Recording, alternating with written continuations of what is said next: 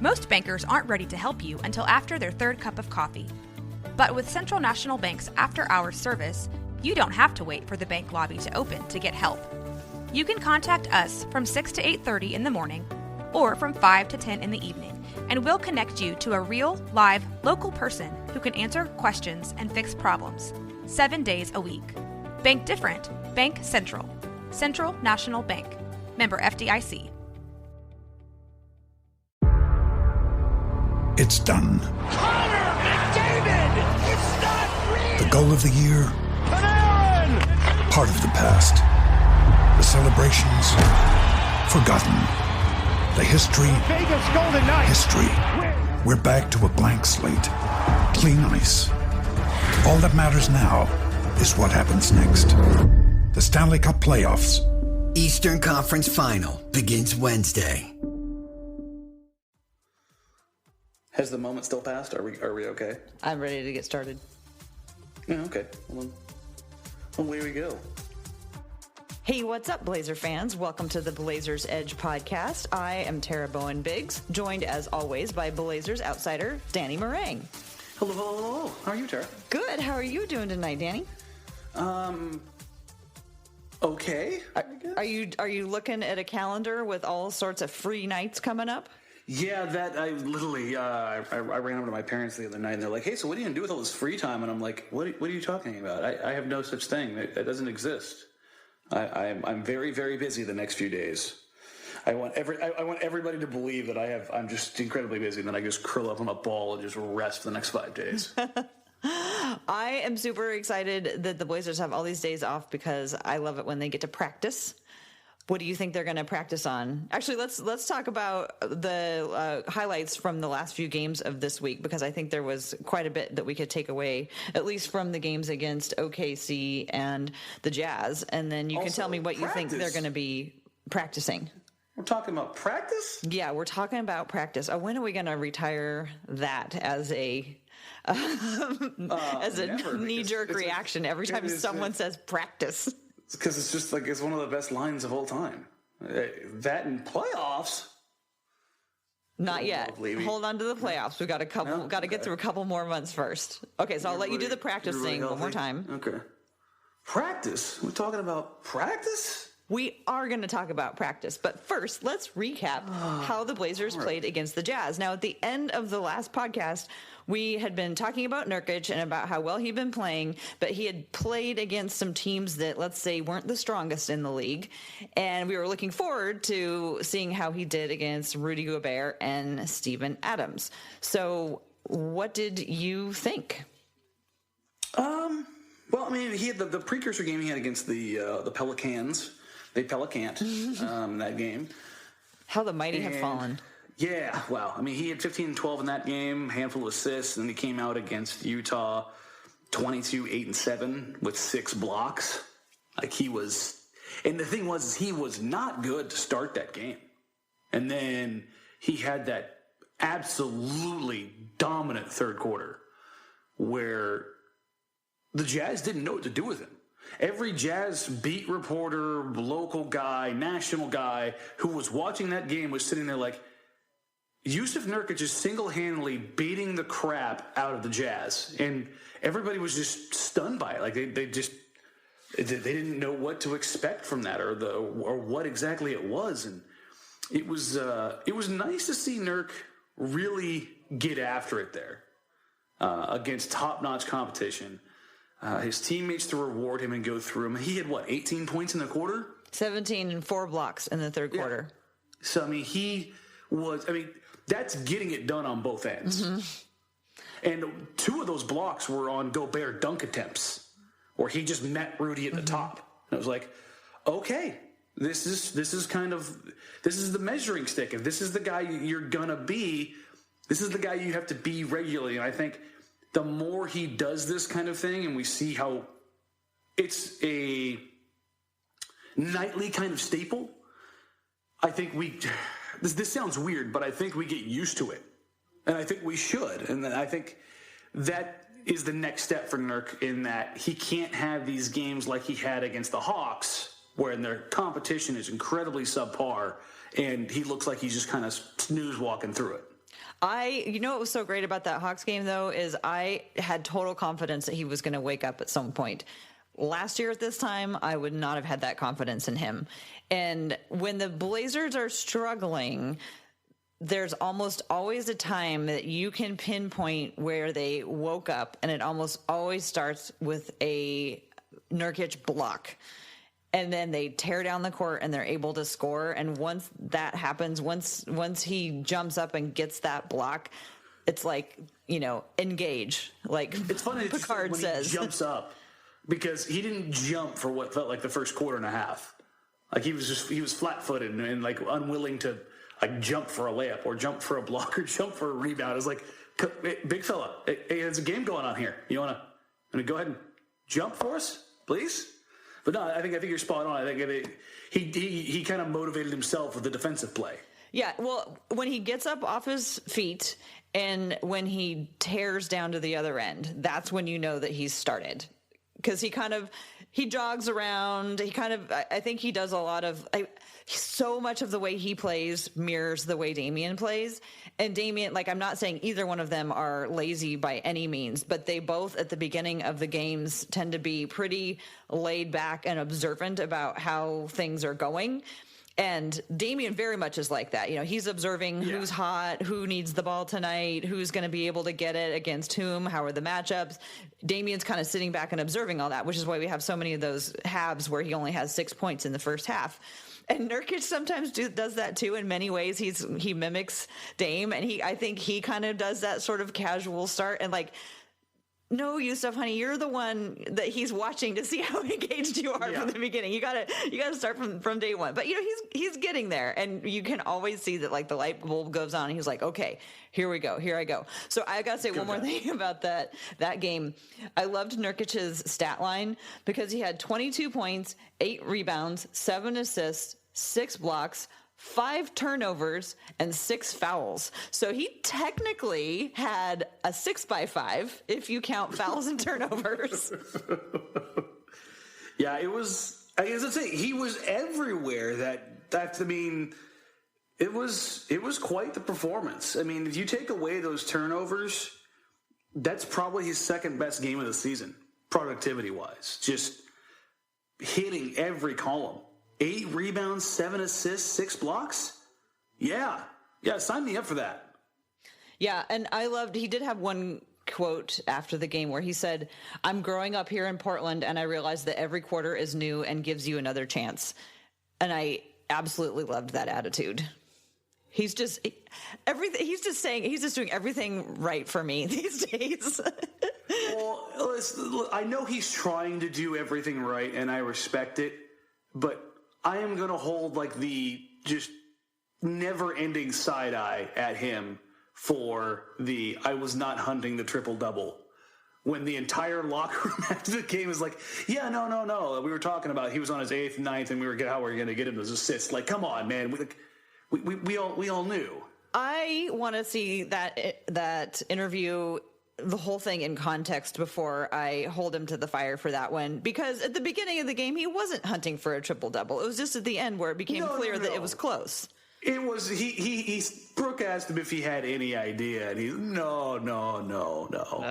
That's the least of my worries. But like I said, it was like, come on, big fella, come on. That's the least of my worries. But I want to know if there's something we needed to worry about with the OKC game, because Portland again lost to OKC. Nurkic again had 22 points. He had 15 rebounds, but this time he only had 1 assist. So how did OKC limit the way Portland ran the ball through him? Steven Adams backed off of him by about 5 feet and said, go ahead and shoot. I'm taking away your passing lanes for all the backdoor stuff. Okay. And that was kind of how they adapted to that. I think Portland could have done a better job working to get him the ball, in better positions. But Nurk was still very good offensively. Had a few shots where you could see some tired legs, but other than that, solid. Killed the offensive backboards. He had 7. A little sloppy with the ball, though, again. Back-to-back games he had with 5 turnovers. Something, like, if you want to be critical of Nurkic recently, he's still hitting a lot of the columns. He's been sloppy with the ball, and his field goal percentage has been down. So I wonder if he's getting a little tired or maybe just regressing a little bit in some areas, which okay, he's still young. So, I mean, I don't like seeing it, but it is kind of allowed. If he's still going to give us over 20 points most nights. Yeah, you want to see the effectiveness, though, especially from him, from a guy like that. You know, a big who is supposed to be getting and giving you the consistency on short-range shots that really matter, right? Yeah, those dunks. Well, it was interesting to see how Portland reacted to having their assists limited, because they have been getting more assists than usual. They, over the course of the season, they're still at only 22.6 assists per game, but over the last 10 games, that's up to 26.6. So I think since they unlocked using Nurkic more, and they've started to pass the ball around more in that way. It's been a while since they had a game where they only had 21 against OKC. So it's been a while since they've been that low, and they still hung in there. It wasn't like, that game, it was a bummer that they lost, but it was a pretty enjoyable game. Like, the trash talking definitely made it entertaining. Oh yeah, you got Brody out here telling Dame he's been busting that ass since day one. Then you go back and look at the stats, and it's like, no, you haven't, Brody. Yeah, you've actually got a losing record against Damian Lillard, and your stats are not all that great. So, what is it here? So, it's kind of a weird situation. But as far as what you were talking about on the assists, you can literally go back and find when the Blazers started running the ball through Jusuf Nurkic. Like, there's just a spike in assists. They have a handful of games where the season high was 25, and it was against the Spurs. Then they had some really just crappy games. And then, boom, 29, 26, 29, 28, 30. You're like, oh, what's going on here? And there's a few nights where it dropped down really low again. But it was the Blazers toying with the idea of, like, the old way versus the new way. Like, they fell into some bad habits again, but then it became more and more and more of a thing. And now, I think over the last 15 games, I think they've fallen below 25 twice. They had a very, very good period of taking care of the ball, where I think they had 5 or 6 games out of 7 where they had 10 or less, or 9 or less, which, great.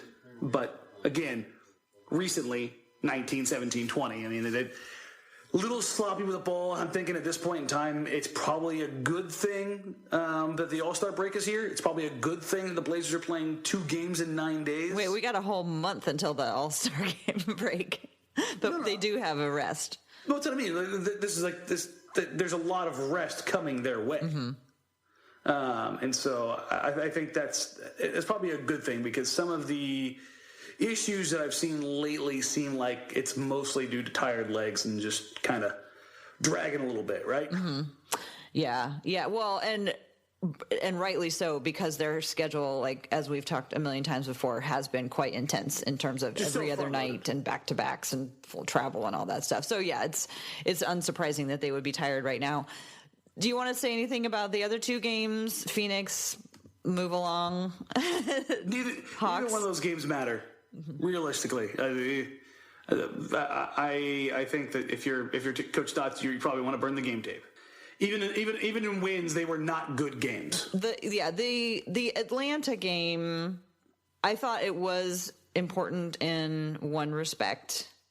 And again, it's like I was saying, that they were, kind of messing around and then decided, okay, we can turn this on and finish it. And I was at the game with a friend of mine, and she was like, this is terrible. They're playing so sloppy. And, I was like, yeah, I know. But you know what? They're going to come out and they know what they need to do. They're just going to put the starters in and finish this. They, and they took it seriously enough to get the win. Yeah, I think it's kind of problematic in that they shouldn't have had or needed the starters to kind of make that happen, right? Mm-hmm. Yeah, that wasn't the strongest night. It's a good night for CJ McCollum, though. Yeah, let's touch on CJ here, because I've certainly been plenty hard on him recently. Just hasn't been good for most of the season as far as efficiency goes. Over his last 10 games, though, looks very, very CJ-esque. 48% from the field, 45% from three, 86% from the free throw line. Obviously, that's getting buoyed by a couple big-time games, but I mean, that's what he's supposed to be, right? He's supposed to be. If you're not getting scoring from CJ, what's always the question? What is he doing? So you want to get the scoring. You want to get it in the efficiency. He's gotten his three-point shot right to career high with, 7 made threes the other night, 7 for 12. Well, the other night with Damian sitting, he did show that he, could get assists and he could get rebounds. I mean, and I don't know how many rebounds he's averaging, but, he's one thing that I have noticed this season is even when he's not shooting well, he comes up with some key rebounds. So he's key, but not necessarily volume. But sometimes he'll be like, "Oh, CJ didn't do much, but he got that one rebound that really made a difference," or he really fought for that one rebound. But he showed that he could get assists too.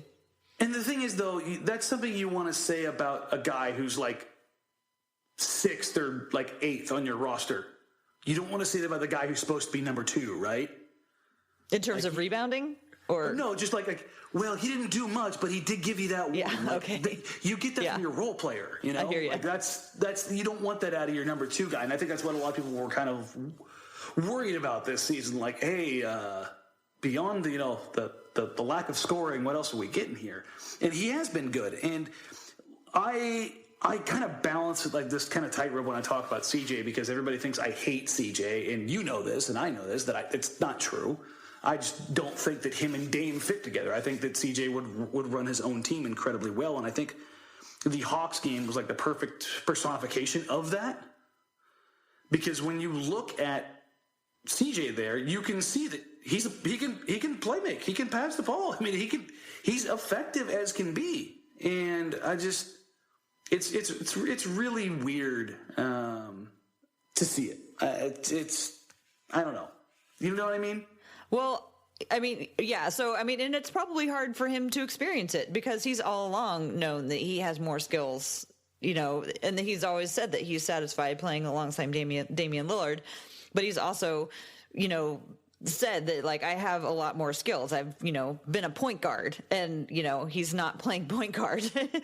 So, it probably, as weird as it is for us to watch, it's probably weirder still for him to be living that reality, but he does it, as best he can, and he does well. I mean, he's been the guy for years for this team, and until he got in this extended slump this year, he's always, been very valuable to this team. How do you think he played alongside Seth? Seth has been playing well lately too. I mean, Seth kind of just played for what Seth is, I think, and that's a pick and roll scorer, which is typically what we see the role CJ in. I think the bigger change was more based on what CJ was doing, and that's why I've kind of come to CJ's defense over this past year. Like, if you want to criticize his shooting ability, that's fine. I think it's a fair deal. But criticizing how he's playing within the offense, like after his role has been completely changed, I thought that was a little bit unfair because I don't know why this like falls out of people's heads, but Damian Lillard has been, if not the best, the top 3 best pick and roll point guards since he came into the NBA. Like it's chartable, it's trackable, the numbers are there. CJ has been right behind him. And so, like, people are like, he's just an ISO gunner. I'm like, no, he's not. He's a phenomenal pick and roll player. He has been since he came into the league. Like, this is how they ran the second unit. Does everybody forget that? And you saw it last night. Okay, the last assist or 2 were a little out there, but he was playmaking. He was creating. Like, did you ever see CJ, like, really force a lot of shots last night that you wouldn't see Dame do in like clutch moments where you're like, hey, that's a shot. Like, I didn't like it, but as the guy, sometimes you have to take those. Yeah. CJ's really fun to watch when he's got it going on. Yeah. I mean, so is Damian, but Damian's fun in a different way. CJ's got all those moves that are they're just fun. And that's the thing about the Hawks game is, it's kind of hard to get excited about his triple double. I want to be excited for him because, it's like a milestone, and but of course it was against a lottery team in the East, and, it wasn't that big of a deal. But I have to say, being in the arena, it was fun to be cheering for it and to be, a part of that, like, will he get it? Will he get it? Will he get it? I wish it was in a important game, and I wish that he hadn't forced it, sent it to Aminu and made Aminu shoot, because otherwise Aminu would have had a perfect game.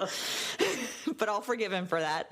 But it was fun being in the arena. And sometimes when there's 82 games in the season, sometimes you got to look for the little things to make the game enjoyable. And that night it was cheering for CJ to get his triple-double. Yeah, and a game against the Hawks, you're just like, please, God, no. Well, Vince Carter was there, and I guess it was his birthday, too. I didn't know that until after I came home. His 42nd birthday, Tara. It was his 42nd birthday. That is... I love Vince. Unimaginable. So much. Also, I love how even the most dynamic and explosive athletes in modern sports history, no matter if you're that guy or if you're me, the older you get, the more crap you have to wear to just keep everything together. He's got both knee sleeves on. He's got the shoulder sleeve on. He's got the dual compression chest with the padding in it. He's got the padding under the shorts. And I'm just like, good God, the headbands, because there's just nothing going anymore. You can just see Vince is just, he's like this era's answer for the cyborg. Like, if there were like actual implants available, I guarantee he would go for it. But it was like, Vince, I see you, man. Like, it's the young guys, they're out there, jumping up and down, going through everything pregame. Vince is at mid-court, sitting down on his butt with his legs spread, just trying to... He's still putting on all his gear. Yeah, doing his, yoga stretches and putting on his gear. His ankle braces.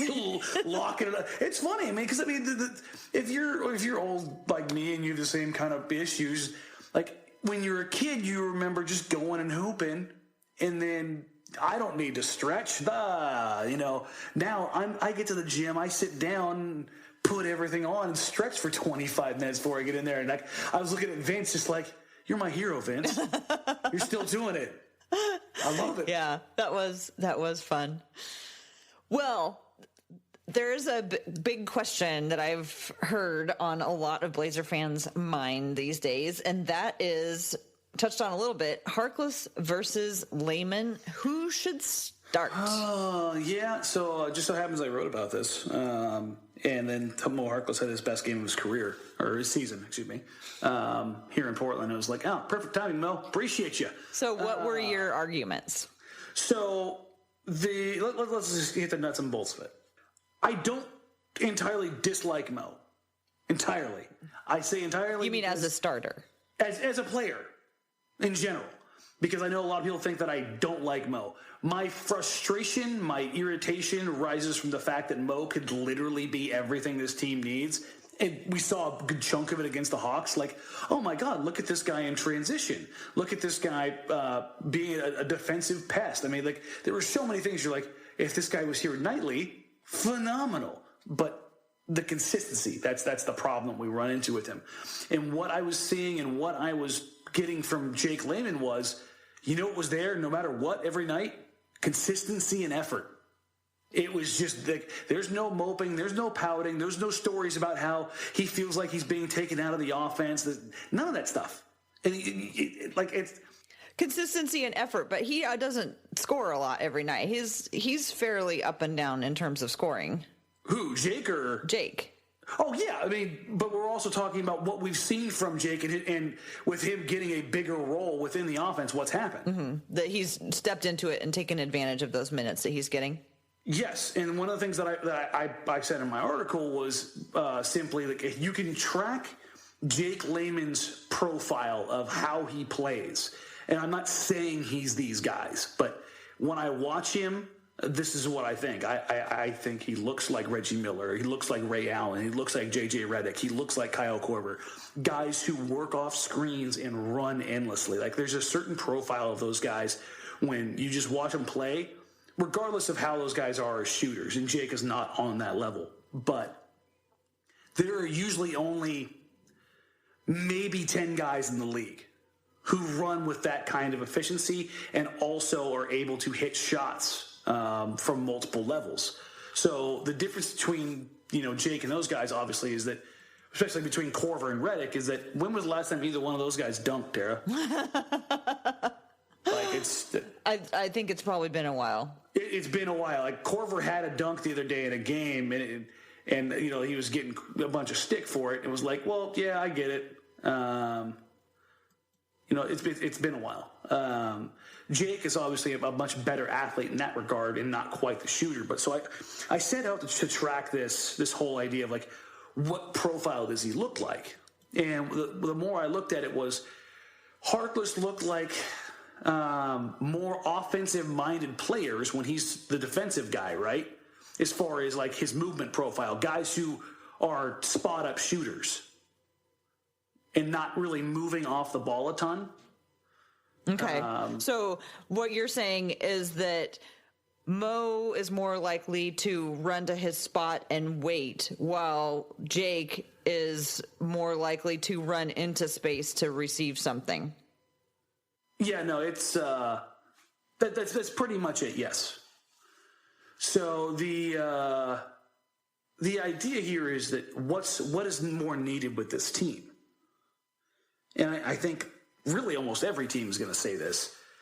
Yeah, I mean that's. I said in the article, I said like Jake is like the key to like the Warrior-izing of the Blazers offense, and I know it sounds awful. It's one to kind of make the yeah. I just hate to if our team was as successful as the Warriors. Yeah, I know exactly. So I was being sarcastic. Yeah, I know. Really, it's like my actual language. So yeah, it's a little bit weird. But with Jake, it's like the way they feed off of it, the energy and everything else that kind of comes with it, that feels much more consistent, and his scoring output and ability has been more consistent in his time this year. When Jake gets opportunity, he scores. I mean, that's just been the case. And in today's NBA, you and I have talked about this offline plenty. In today's NBA, if you're asking me, I have to get a okay offensive player with a semi-plus defensive player, or a potentially good offensive player and a passable defensive player, I'm taking the better offensive guy every single time.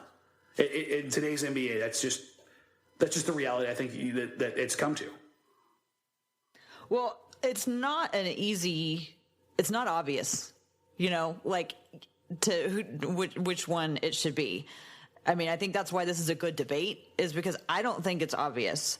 I tried to look at it from, to find out if there were any numbers that stood out. I really like how you explained just like the style of play that the Blazers are going for, and how Jake's movement is, more in line with that. Because when you look at the numbers, they are very similar in terms of the way that they fit in with the lineups. Well, yeah, heading into last night, the Blazers were 15-10 with Jake as a starter and 13-10 with Moe as a starter. Right. And now they're 14-10. So they're so close. I mean, they are, when you look at the lineups, when you compare the lineup data with them, they, so Harkless is on the court for a longer period with his lineup. So I changed it over to per 100 possessions, and they're scoring. The lineup with Jake per 100 possessions and the lineup with Harkless per 100 possessions is with Jake, it's 114.1, and with Harkless, it's 114.4. So virtually identical. Yeah, and the defense is pretty close too. Yeah, their rebounding is almost exactly the same. With Layman, they make more threes and they get more assists, but they also have more turnovers and get fewer free throws. But with Harkless, they make less threes, but they take more free throws and they get more blocks and steals and fouls. So it's so much like, which one do you want? You can see it. Yeah, that's what I mean. You can see what each is kind of giving. You're getting more open threes and you're getting more assists, and the reason why is the ball's moving around better. There's better floor spacing. But you get more free. I was so excited to see Jake at the line the other night, against the Hawks. I was like, oh, Jake. Honestly, I'm surprised he doesn't get to the free throw line more often. Well, don't you think it's just because that he hasn't got that much playing time yet, and so he doesn't know how to draw the fouls as well? and refs just aren't calling him against, people against him. I think that's the bigger part of it. Is they're looking at him like, who are you? Yeah. Yeah. They're like, yeah, they didn't foul you. Just calm down. And also because Jake just keeps going. This is also very true. Like, he's not a complainer. He's not he doesn't over dramatize any of his when he gets hit or mugged on his way. He just goes. He needs to learn that skill. The other part of this is like this was like the longest, like, here, let me get to this quickly, short part, is that this is all about who should start. And with everything we've kind of gone through and how I kind of said that things laid out, is that I think Moe should probably start, but I think he should get kind of the Vonleh treatment in that here's your first minute, or here's your first batch of 6 minutes in the first quarter, and I think here's your second batch of 6 minutes in the second quarter. If you're not given something, you don't get more. Mm-hmm. Like that. But if you're doing well, we'll leave you in a little bit longer, and if you're not, that's what you're regular. Yep. And then with Harkless, I want to see Harkless with Layman, I want to see him get 20 minutes. I think that bodes better for the team in the long haul. Yeah, well, I'm just excited that there's two, and while neither of them are perfect, they both have something that they bring, which I think is. I feel like we haven't always been there. And the ridiculous part of this is that neither one of them are really going to change things significantly. Now, I think Layman has a wider range of ability to affect the game on the offensive side. I think, like I said, as long as they're playing Phoenix. Well, I mean, God, yeah, he's going to drop 24 a night against them. It's insane.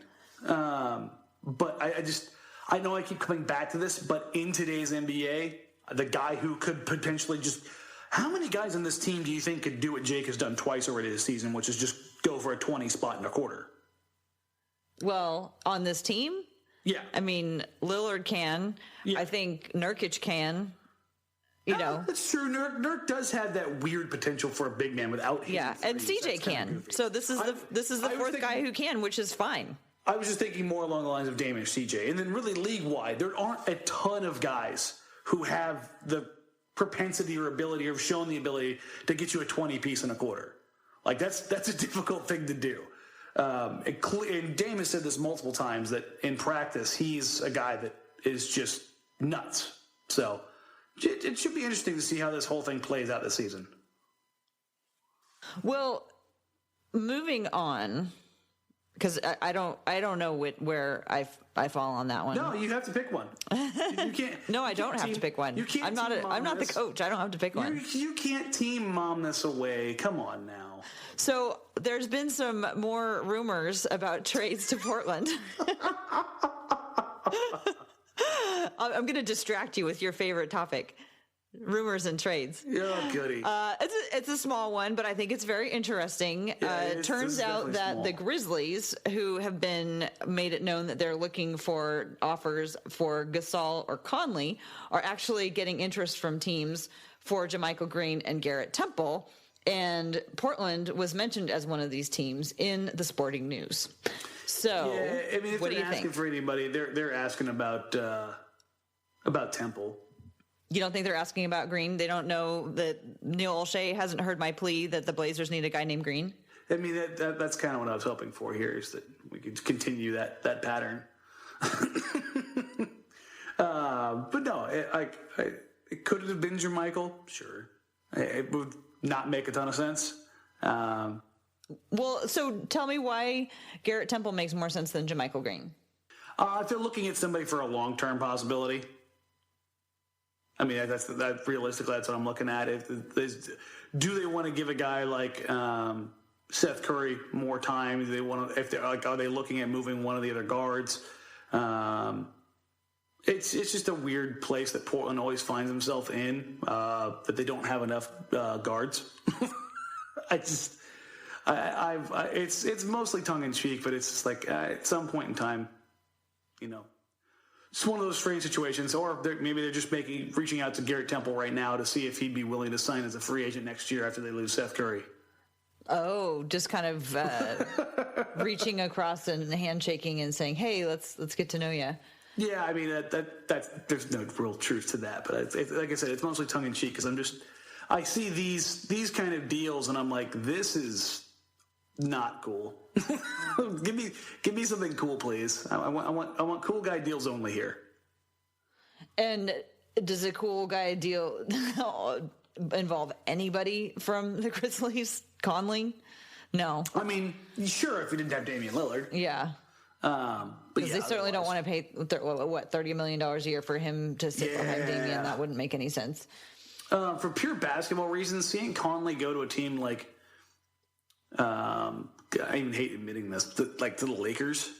I was talking to a couple guys in LA, like that'd be like the perfect fit for him. He seems like the perfect point guard to play behind or play alongside LeBron. So, but yeah, it'll be interesting to see what happens in Memphis. The way they fell off the cliff was kind of crazy. Kind of sad. Yeah, it's going to be cool to see what they do with Jaren Jackson Jr. though. Like, they're not really doing anything with it. They're hanging on to him for dear life. Oh yeah, no, I'm talking about like what they do with him, like kind of going forward, who they put around.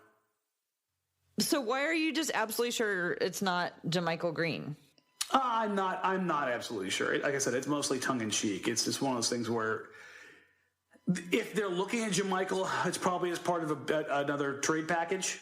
That's where they're looking to move somebody like Aminu, somebody like Harkless. I think those are the things you kind of look at, right? So, and it sounds like what the Grizzlies really need are picks. Yeah, I mean they're a young team and they're completely they don't have their own. Yeah, so they're definitely looking to just build up the stock portfolio. I believe that Green and Aminu are pretty similar in their contracts, but I mean that doesn't help the Blazers. So that doesn't help the Blazers get under their contract if they're just taking on one that is the same and giving up a draft pick to do it. So would they be attaching some other? Yeah, I mean, I think, like I said, this if they made either of these moves, I felt like it'd always be a part of a bigger move. Yeah, these aren't the fun trades, right? Like this is just kind of like, oh, fine, I guess we'll talk about it. Well, I mean, it's weird because every time Portland is attached to anybody in in trade talks, there's a big flurry of discussion about it, and so many of them are just like they end up sounding like doing something just for the sake of doing something. Yeah, this definitely falls under the doing something just for the sake of doing something. Well, and it feels like there's a lot of people who are ready for that. Where are you on that? You're not feeling like they should do something just for the sake of doing something. Is that correct? I'm not there yet. I'm close. But you could be. Yeah, I mean, this is... If they weren't playing as well as they were, if they weren't... Because we talked about this at the beginning of the season. We were joking, like, well, if they're in the, third or fourth, then they won't make a move. And here they are today. You never know what's going to happen the next few days because it's so fluid. But here they are in fourth. Yeah, I still... like I said, I've got the bet with Casey, so I'm standing by it. I still think they make a move around the luxury tax line just to kind of make sure. Well, we shall see. It's only 2 weeks away. The deadline's only 2 weeks away. Yeah, February 7th. So it should be interesting to see what happens. It's right around the corner. Well, so we mentioned that the Blazers only have the one game coming up this week on the 30th. That's against the Jazz. What other games are you going to be watching when there's no Blazer games to watch?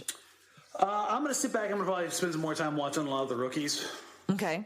That's what I'm looking at. I want to watch the young kids, see what happens. And why do you want to watch the rookies? Just to figure out who you think is going to really blossom and be a big deal in the league? Or are you watching them in terms of like, how are the Blazers going to deal with these untested?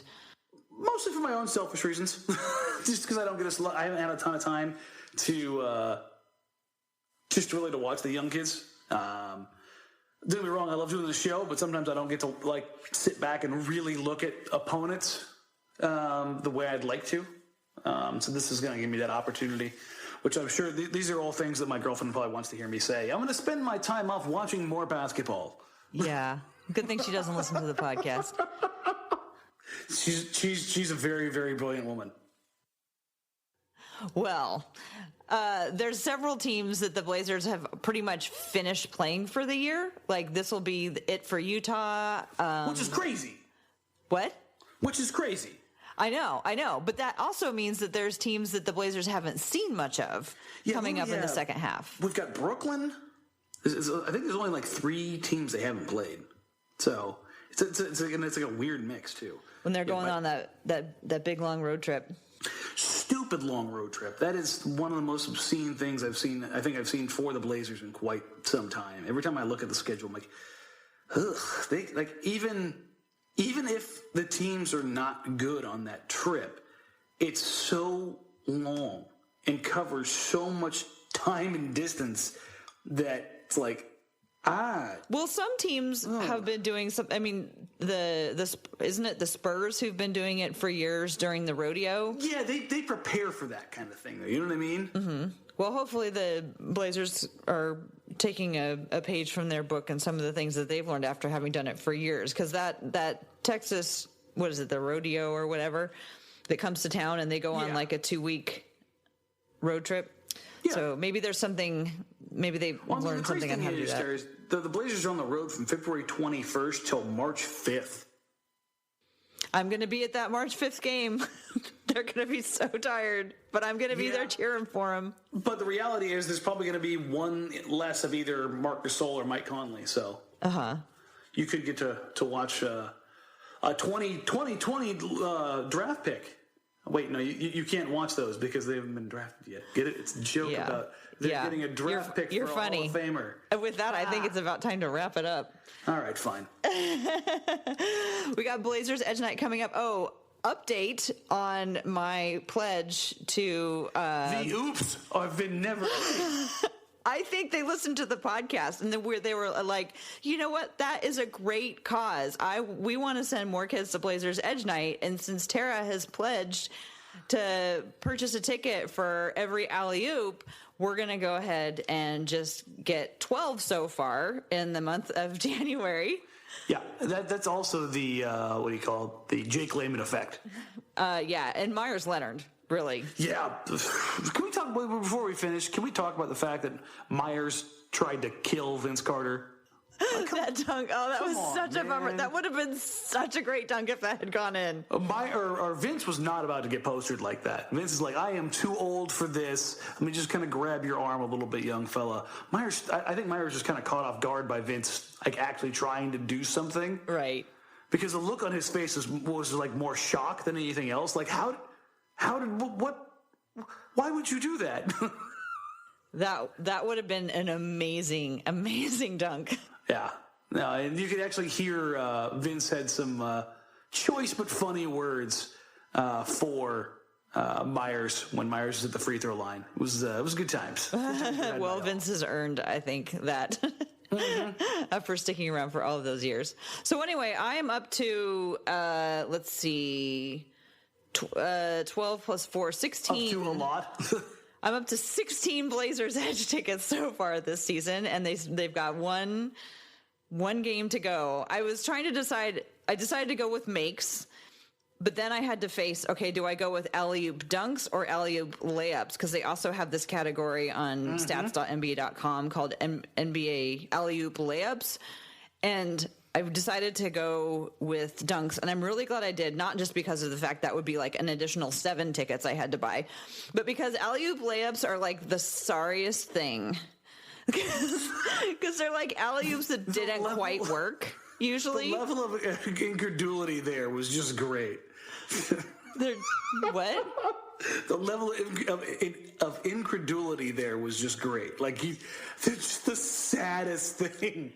They are. They're just like, oh, we missed. So here we go. So anyway, Blazers Edge Night is coming up, and all of the listeners and readers of Blazers Edge, if they haven't already, or even if they have and want to give a little bit more, their contributions are most welcome and appreciated to help send kids to the game against Brooklyn when Ed Davis, Alan Crabb, and was that Shabazz? Yeah. All come back to town. It'll be a fun time. It'll be like old home week, and hopefully the bowl will be full of kids there for Blazers Edge night. So go to blazersedge.com to find out more about how to donate. It's real easy.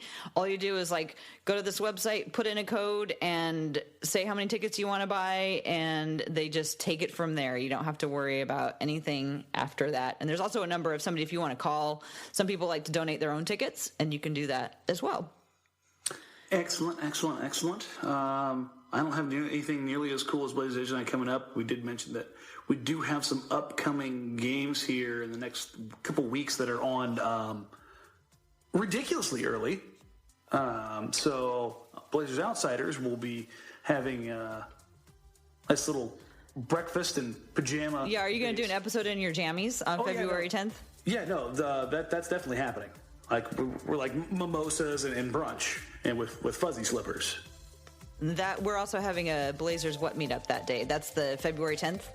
Oh, is that what it is? Okay. Yep. Well, so maybe we'll have a pajama party too. There you go. See, we need to coordinate one of these together. That's what needs to happen. Yeah, that would be fun. We could have a nice Blazers brunch.